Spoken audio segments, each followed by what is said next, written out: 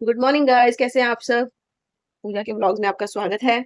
बहुत दिन बाद आई है पूजा भी आपके पास। एक्चुअली क्या होगा, बीच में थोड़ा बिजी ज्यादा चल रही थी तो व्लॉग बना नहीं पाई। फिर मुझे कल मेरे हस्बैंड ने मोटिवेट किया कि नहीं, व्लॉग बनाया कर, चाहे जो मर्जी हो जाए, टाइम निकाल व्लॉग बनाने के लिए।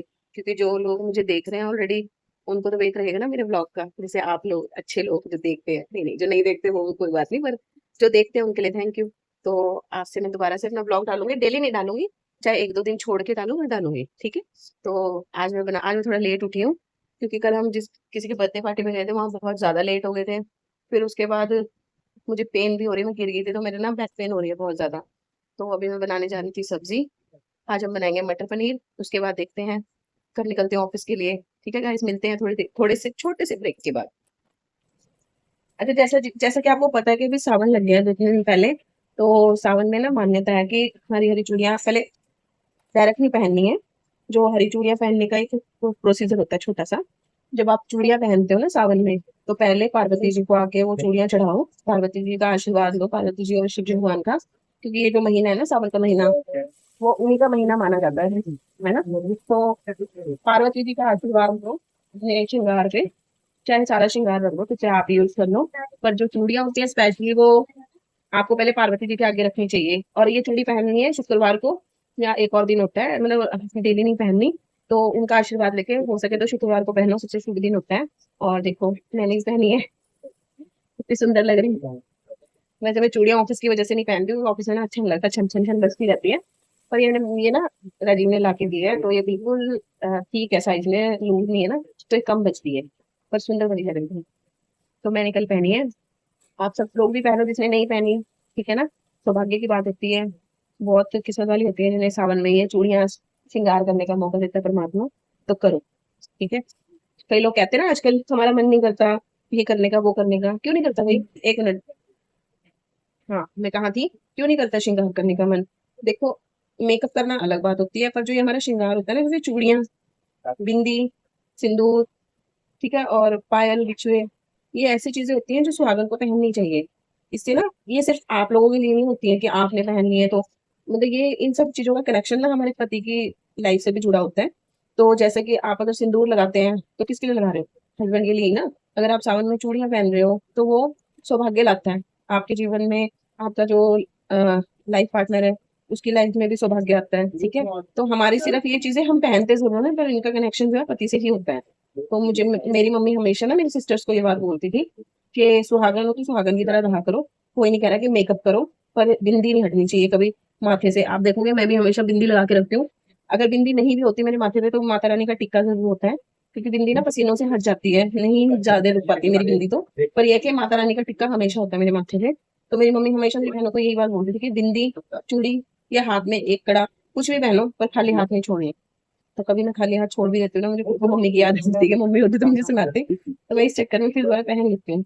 पर ये कि पहनो, ओवर मत पहनो, तो पहनो, थोड़ा थोड़ा पहनो, अच्छा लगता है, खुद को अच्छी फीलिंग आती है कि जिसके नाम का तुम श्रृंगार कर रहे हो, परमात्मा वो ठीक रखे, है ना। तो ये चीजें पहना करो।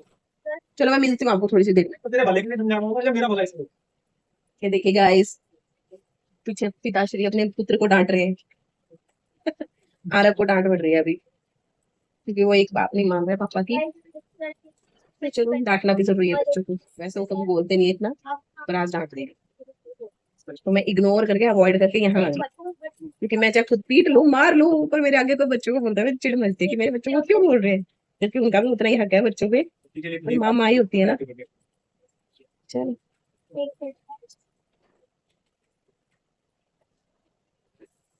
खाना के लिए बन रहे हैं आज पनीर के परोठे। पसंद पनीर के परोठे। आज हमने पनीर के, आज पता है हमारे साथ क्या हुआ? सुबह एक बात बताती हूँ आपको आज। आज ना हम सोए पड़े थे, तो मैं जैसे मैं बता तो रही डर गया। थी मैं जैसे बता रही थी ना आपको कि हम आज थोड़ा लेट उठे हैं। तो अब खाना जी का तो टाइम होता है खाना देने का उनको। तो वही हमारे ना, हाँ, तो हमारे ना घर में जैसे हमें ना, मेरे को और ऐसा भी नहीं कि राजीव को, मेरे को और राजीव को दोनों को फील हुआ कि किसी ने दरवाजा बजाया ऐसे ठक ठक ठक ठक बड़ी जोर का। तो राजीव उठे, कहते पूजा दरवाजा बजाया किसी ने? मैंने कहा हाँ, आवाज तो आई है बिल्कुल क्लियरली, जबकि गहरी नींद में थे हम बिल्कुल। तो फिर कहते कि, मैंने कहा शायद पूरब होगा, देख लो। मैं कहा एक बार देख लो क्या पूरब हो। तो इन्होंने जाके देखा तो पूरब सोया पड़ा है, और मम्मी पापा बाहर थे। मतलब घर में कोई भी नहीं था ऐसा कि जो दरवाजा बजाए, और पूरब सो रहा था।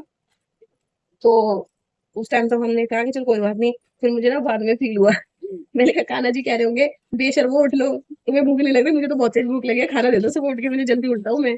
तो मेरे को बड़ा फील हुआ, मैंने कहा हो सकता है यार उन्होंने ही उठाया वो हमें दरवाजा बजा के, मतलब कौन बजाएगा दरवाजा, कोई घर में था ही नहीं। और दरवाजे बिल्कुल ऐसे बजा जैसे किसी ने ऐसे हाथ से बजाया हो। तो मैं तो बिलीव करती हूँ इन चीजों में बहुत, कि भगवान तुम्हें अपनी प्रेजेंस ना दिखा देता है। और हमें तो बहुत बार दिखाया है। जब कान्हा जी को खाना खाना होता है ना जैसे, तो पूरब पूरब का मतलब कान्हा जी हमेशा ना पूरब के हाथ से ही खाना खाते हैं। तो 2-3 बार ऐसा हुआ है कि पूरब के जगह मैंने, मम्मी ने या आरब ने खाना खिलाया ना, वो खाना गिर गया लिटरली। जैसे खिलाते टाइम ही वो खाना गिर जाता है। एक बंदे से गलती हो सकती है, दो से, सबसे तो नहीं हो सकती ना सेम गलती।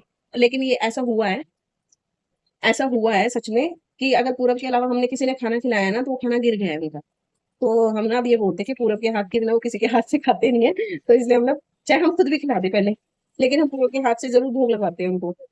तो हो सकता है वो खुश होकर खाते हैं, उसके हाथ से बच्चा है ना अभी, उसके दिल में कोई छल कपट नहीं है, कोई चीज नहीं है, ऐसी मासूमियत है। तो भगवान को मासूमियत ही पसंद होती है। तो ये चीजें ना मतलब फील कराती है हमें कि वो हमारे घर में है, विराजमान है हमारे घर में। तो इसीलिए ना हम सबसे पहले, चाहे मेरे घर में कुछ भी आए, कुछ भी खाने का आए, कुछ भी जिसमें लहसुन प्याज नहीं होता, मीठा आए चाहे नमकीन आए या कुछ भी आए, हम सबसे पहले कान्हा जी को ही खिला देते हैं। और कान्हा जी को देने के बाद ही हमारे घर में उस चीज को खाया जाता है। अदरवाइज हमारे घर में कभी भी कोई चीज ऐसे आके शुरू नहीं करते हैं खाना, पहले कान्हा जी को ही चढ़ता है। तो वो बताते हैं हमें अपनी प्रेजेंस इन सब चीजों से। आप भी बताया करो, आपके साथ कभी ऐसा हुआ है कि आपको फील हो आपके घर में कान्हा जी ने अपनी प्रेजेंस दिखाई है? कौन है? समवन। चलो गाइस, अब मैं खाना बना लूँ। हाँ, थोड़ा सा खाना बना दूँ कान्हा जी का भोग का, फिर आपसे बात करते हैं। बाय। चलिए गाइस, हमारे बातों का सेशन दोबारा से स्टार्ट करते हैं। जब तक मेरी रोटी बन रही है तब तक मैं आपसे बात करते करते रोटी बनाती हूँ, मुझे पता नहीं चलता, मेरी रोटियां जल्दी बन जाती है। हाँ, तो क्या बताती थी मैं? कान्हा जी के बारे में। कान्हा जी आपको अपनी प्रेजेंस दिखाते हैं, आप तो फील करना। अगर आप सच्चे दिल से कान्हा जी के को घर में रख रहे हो ना, तो वो आपको अपनी प्रेजेंस दिखाते हैं। वैसे तो कान्हा जी उन्हीं के घर में आते हैं। हाँ, कैसे? पैसे वापस ले ना। कान्हा जी उन्हीं के घर में आते हैं जिनके जिनको कान्हा जी प्यार करते हैं, ठीक है। कान्हा जी को तो सब प्यार करते हैं, पर कान्हा जी उन्हीं के घर में आते हैं जिनको कान्हा जी प्यार करते हैं। और आप मानोगे, कान्हा जी तो हमने काफी टाइम से रखे हुए हैं, लेकिन ना जो ऐसी मतलब बहुत तगड़ी वाली अटैचमेंट ना मुझे, जब मैं वृंदावन से वापस आई हूँ ना, मुझे ऐसा लगता है कि वो मेरे साथ ही आ गए हैं। वो मुझे हर चीज में मतलब गाइड कर देते हैं। कभी कोई प्रॉब्लम होती है, कुछ भी होता है, कोई परेशानी होती है ना, तो हमेशा मुझे ऐसा लगता है कि वो खड़े हैं मेरे लिए, मेरे साथ। मुझे क्या टेंशन है, जो वो खड़े हैं तो वो संभाल लेंगे अपने आप। इतनी बड़ी बड़ी दिक्कतें आती हैं घर में, तब मैं हंस के ये सोचती हूँ, मैं क्यों टेंशन लूँ। जो घर में बिठा रखे हैं, जिनका घर है वो लेंगे टेंशन। तो कान्हा जी को बिठा रखा है। तो मैं हमेशा एक ही बात बोलती हूँ, मैं अगर जिनको लाई हूँ ना घर में, जिनको बिठा रखा है घर में, वो अपने आप करेंगे सब कुछ। सुख दुख सबकी लाइफ में चलते रहते हैं, ऐसा नहीं है कि तुम भगवान को ज्यादा मानते हो तो दुख नहीं आएंगे। उस इंसान की जिंदगी में ज्यादा दुख होते हैं जिसकी जिंदगी में भगवान की अहमियत सबसे ज्यादा होती है, क्योंकि भगवान ना आपको स्ट्रांग बनाते हैं, आपको ना दिखावटी रिश्तों से दूर कर देते हैं। भगवान आपको दिखाते हैं कि इस दुनिया में कुछ भी नहीं है ऐसा जिसके लिए तुम अपने आप को न्यौछावर कर दो, ठीक है ना। तो ये चीजें मुझे बहुत हद तक समझ आ चुकी है कि आखिरकार जाना तो सबने अकेले ही है, किसी न किसी के साथ नहीं जाना। तो बस। और बताइए, आपने मुझे कमेंट करके बताना, आपको कभी फील हुआ है ऐसा कि कान्हा जी ने आपको अपनी प्रेजेंस बताई हो? हाँ जी, बता। पापा जी आपके पास कुछ पैसे ले लो। चलिए गाइस, और बताइए। बहुत से लोग मुझे बोलते हैं कि आप ना मतलब कि मंदिर नहीं जाते हो।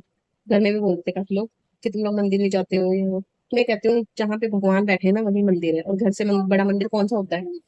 हाँ? बेटा इसमें नहीं है पैसे, वो आप बैग लेके आओ, ब्लैक वाला बैग उठा के लाओ मेरे। एक मिनट गाइस, मैं से पैसे दे दूँ। हाँ जी, अब बताइए। मैंने कहा मुझे ना लोग बोलते हैं कि आप मंदिर नहीं जाते, घर वाले भी बोलते हैं कि मंदिर जाया करो, मम्मी जैसे बोलते हैं मंदिर जाते नहीं हो तुम। अंदर रख के आओ उसको। मैं तो नहीं, मंदिर नहीं जाते हो तुम। तो मुझे लगता है कि मंदिर वही होता है जहां तुम्हारे दिल में ना ये आ जाए कि किसी के लिए कुछ करने की इच्छा है, ठीक है। भगवान कभी नहीं कहता कि तुम आके ना मंदिर में 2-2 घंटे मेरे पास बिताओ। भगवान कहता है जो मेरा मान।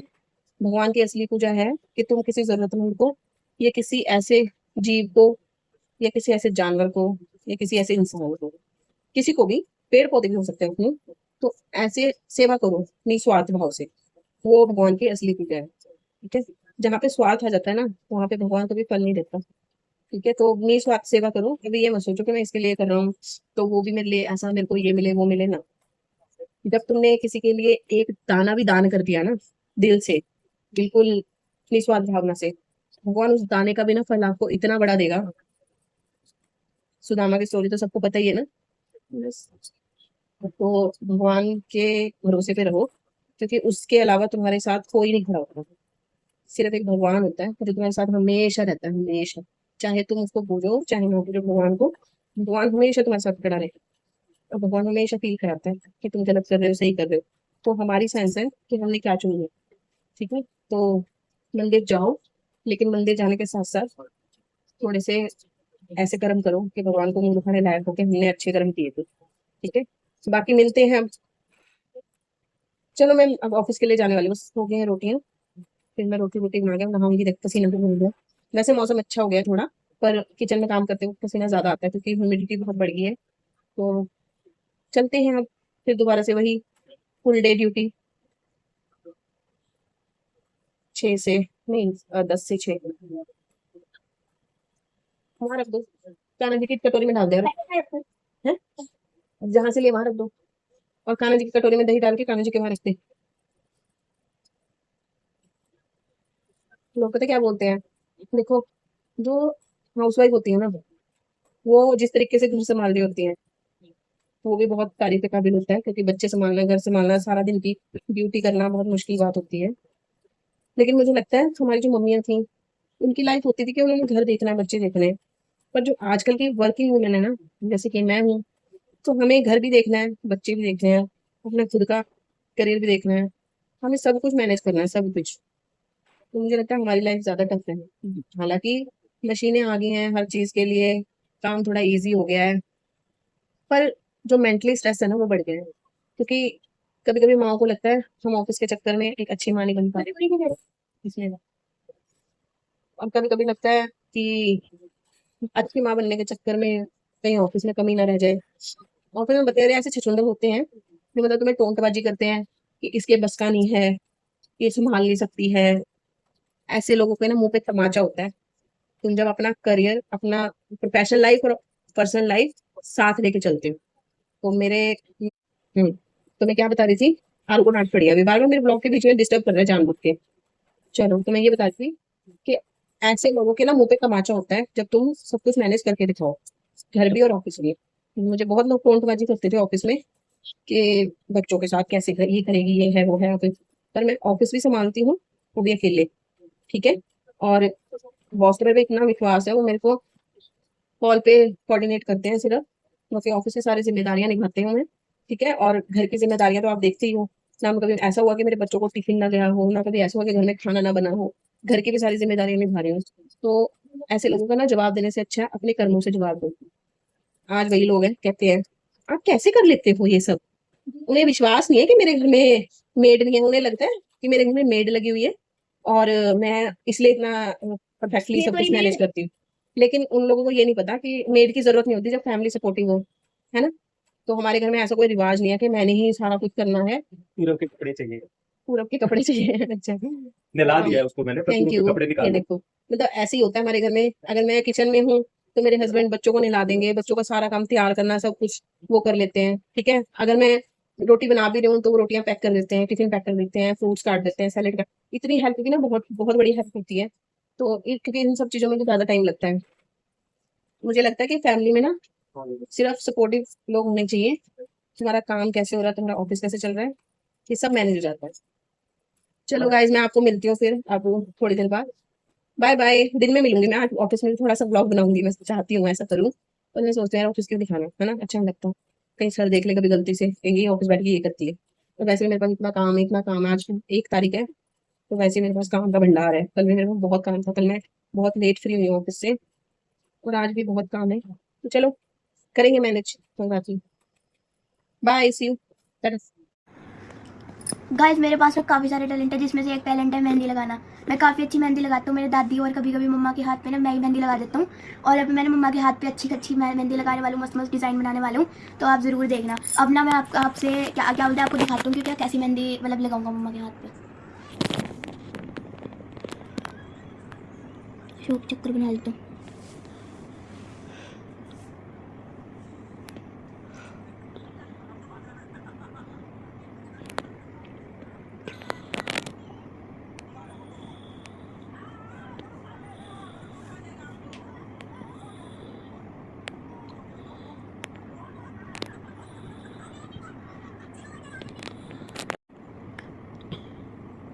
देखिए गाइस आरफ मेहंदी लगा रहा है।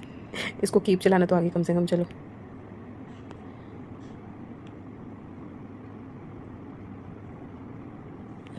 ये अपनी दादी के हाथ में भी लगाता है, आज मेरे हाथ में लगा रहा है। बहुत गंदी लग रही है। नहीं अच्छी लग रही है। गाइस आपको डिफरेंस दिखाता हूँ, ये पहले वाला मम्मा ने बनाया था वो भी उल्टे हाथ से, और ये मैं सीधे हाथ से बना रहा हूँ। कोई बात नहीं, इतना बना दिया वही बहुत है।